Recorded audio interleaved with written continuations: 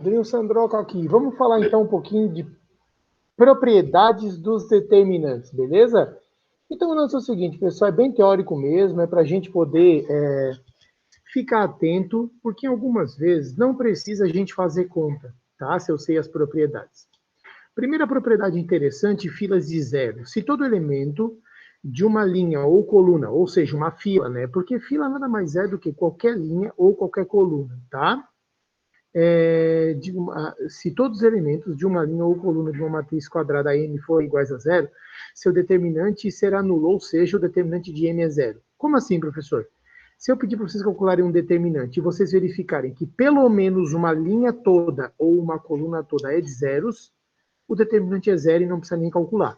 Nesse exemplo, a primeira coluna é zero, e no segundo exemplo, a terceira linha é zero. Poderia ter mais que uma, tudo bem?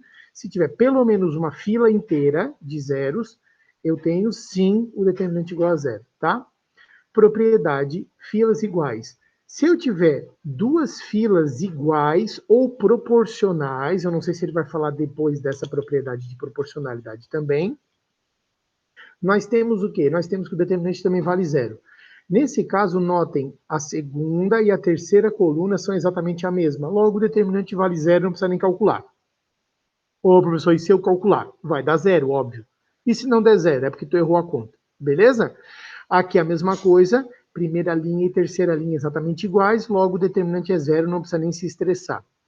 Filas proporcionais, que eu havia falado, né? Até pela propriedade de que a gente pode colocar em evidência. Então, se elas são proporcionais, por exemplo, assim, ó, pega aqui esse exemplo 1, tá? Se eu colocar o 3 em evidência, da segunda linha, ficaria 3 vezes, e aqui ficaria 3 e 7, que cai na propriedade anterior. Então, esse determinante ficaria 3 vezes 0, que dá 0, tá? O que é proporcional? Se existir qualquer número que multiplicando por uma fila da outra, nós temos proporcionalidade. No caso, a comparação sempre é fila com fila, no caso, linha com linha e coluna com coluna, tá? Essa proporcionalidade não pode ser, por exemplo, uma linha é o triplo da terceira coluna. Não. Eu comparo coluna com coluna ou linha com linha, tá beleza? Nesse caso aqui, ó, terceira coluna, o dobro da primeira. Terceira coluna, o dobro da primeira, tá vendo? Tá? Então, se existir qualquer número, e aqui ele botou tudo número bonitinho, triplo, dobro, poderia ser multiplicado por menos 1, multiplicado por menos 10, tranquilo? Sempre vai dar zero. Quarta propriedade, multiplicação de uma fila por uma constante. Então, aqui, deixa eu ver, tá, isso aqui a gente já havia falado, né, como a gente multiplica determinante. Como que se multiplica determinante? Quando eu multiplico matriz por um número, eu multiplico todos os elementos. E a forma de multiplicar um determinante é multiplicar uma fila. Eu escolho uma linha ou uma coluna. Nesse caso, olhem daqui da minha mãozinha para cá, tá? Ele está multiplicando 7 vezes a primeira linha, que dá isso aqui. Do mesmo jeito, eu posso botar em evidência. A gente usa bastante isso nos exercícios, tá? Deixa eu ver. Isso, botar em evidência para poder usar as propriedades. Tá tranquilo. Tá? Quinta propriedade, de multiplicação da matriz. Ó, se A igual a esse cara e B igual a esse cara aqui, aqui ele botou o 2 em evidência, né? Isso, daí esse determinante fica igual ao outro. Tá, beleza. Vezes o cara que tu botou em evidência.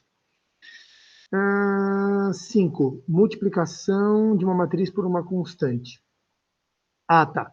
Pessoal, qual é a diferença entre multiplicar uma matriz por um número e um determinante por um número? Se eu multiplico a matriz por um número, eu estou multiplicando todas as filas, no caso eu escolho, né, todas as linhas ou todas as colunas por esse número. Se eu multiplicar um determinante, eu escolho uma fila só, uma linha ou uma coluna. Então, pensa bem, se eu multiplicar todo esse cara por, deixa eu ver, 5, né, que é o caso. Se eu multiplicar por 5, eu vou multiplicar essa coluna toda e essa também, tudo bem? Se eu estivesse multiplicando só o determinante de A por 5, seria uma coluna só, ou uma linha só. Então, nota que eu estou fazendo como se fosse duas vezes. O que eu estou querendo dizer? A primeira aula é determinante é um número associado a uma matriz quadrada. Essa foi a primeira frase que eu falei na primeira aula de determinantes. Né? Então, a matriz sempre é quadrada. O que eu estou querendo dizer? Se eu tenho o determinante de A, no caso ele vale 7, tá? E o A é uma matriz 2 por 2. 5 vezes esse A vai multiplicar todas as colunas ou todas as linhas, tu que escolhe, né? Dado mesmo. Nota que eu faria 2 vezes isso. Então, na realidade, eu tenho o determinante de A, que é 7, o determinante de 5A seria o mesmo 7 vezes 5 ao quadrado. Por quê? Porque ela é uma 2 por 2, é como se fosse duas colunas. Vamos pegar a coluna como se fosse a minha referência, tá? No caso, o determinante de B, ó, B é 3 por 3, tá? Determinante de B é 19 negativo, tá aqui, ó. O determinante de 2B, nota que é 2 vezes a matriz B, tá? Não é 2 vezes o determinante de B, é o determinante de 2B. O determinante de 2B seria o quê? Seria como se multiplicasse uma coluna por 2, a outra também e a outra também. Então, seria o mesmo menos 19 vezes o 2 que multiplica o B, no caso ao cubo, porque ela é uma 3 por 3. Então, nesse raciocínio, se for uma 4 por 4, né, eu vou multiplicar esse número elevado à quarta pelo determinante original. Se for uma matriz de 5 por 5, eu vou multiplicar esse número, eu vou elevar esse número elevado à quinta, no caso, pelo determinante original, tá?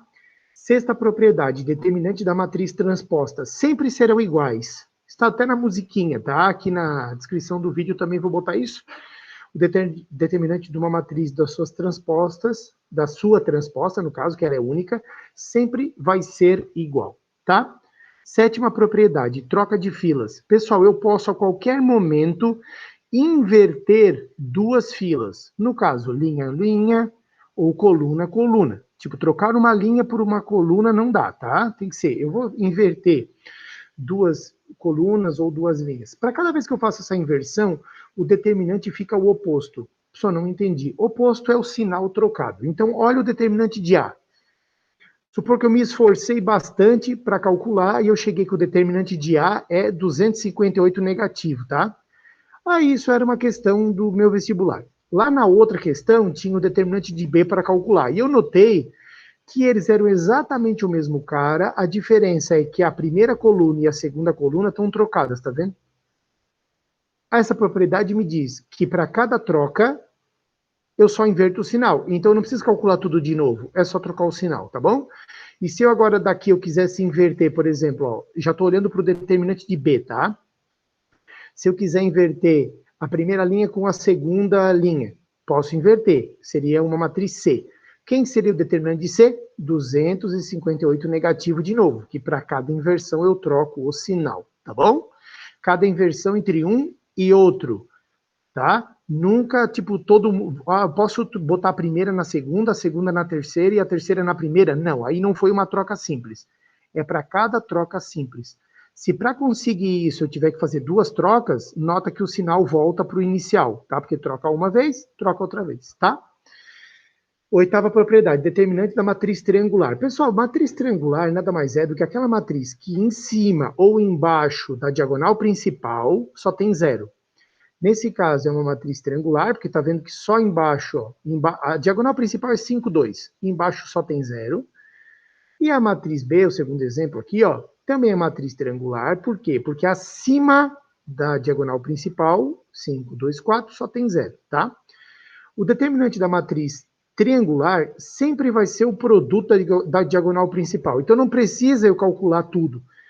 Eu apareceu uma matriz 10 por 10, por exemplo, e eu verifiquei que era uma matriz triangular, basta eu fazer o produto da diagonal principal, que já vai dar o determinante direto. Essa é a propriedade. Então, nesse caso, seria 5 vezes 2 vezes 8, que dá 40, beleza? O teorema de Binet, que é bem importante, tem uma questão do trabalho que fala disso,